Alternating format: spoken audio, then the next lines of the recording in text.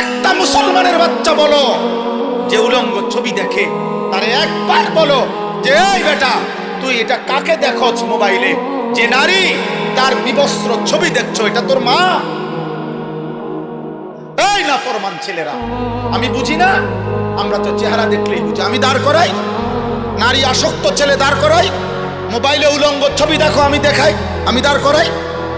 বেনামাজি এক ওয়াক্ত সেজদা দাও নাই, আমি এখন দাঁড় করাই।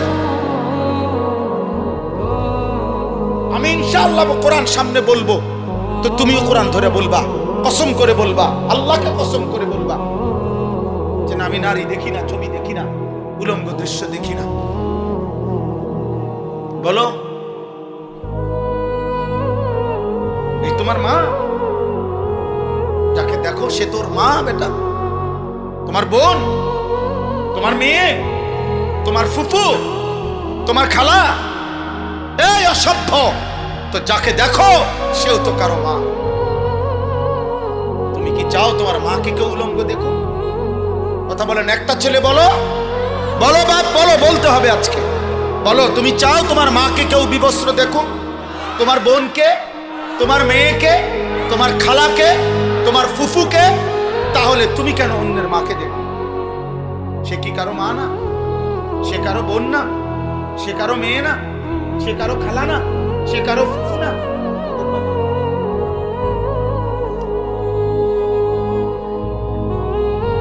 তোমার রক্তে ইনসান নাই? তুমি মানুষ না? তুমি পশু? আল্লাহর নবী সাল্লাল্লাহু আলাইহি সাল্লাম এই কথা বলেছেন। এই কথা নবীজি বলছেন। নবীজি, আমি তো বললাম না, রাসূলুল্লাহ সাল্লাল্লাহু আলাইহি সাল্লাম এক যুবককে এই কথা বলছেন। এই যুবকের এই কথা বলার পরে যুবকের কলিজায় এমন ধাক্কা লাগছে, যুবক বলছে, ইয়া রাসূলুল্লাহ, আল্লাহর কসম আমি আর কোনোদিন জিনার রাস্তায় পা বাড়াবো না। নবী তখন তার জন্য তিনটা দোয়া করে দিছিলেন, আল্লাহুম্মা গফির যামবাহু ওয়া তাহহির কলবাহু ওয়া হাসসিন ফারজাহু। আল্লাহ আমার এই যুবকের গুনাহ মাফ করে দেন, আমার যুবকের অন্তর পবিত্র করে দেন, আমার যুবকের লজ্জাস্থানকে পাক করে দেন।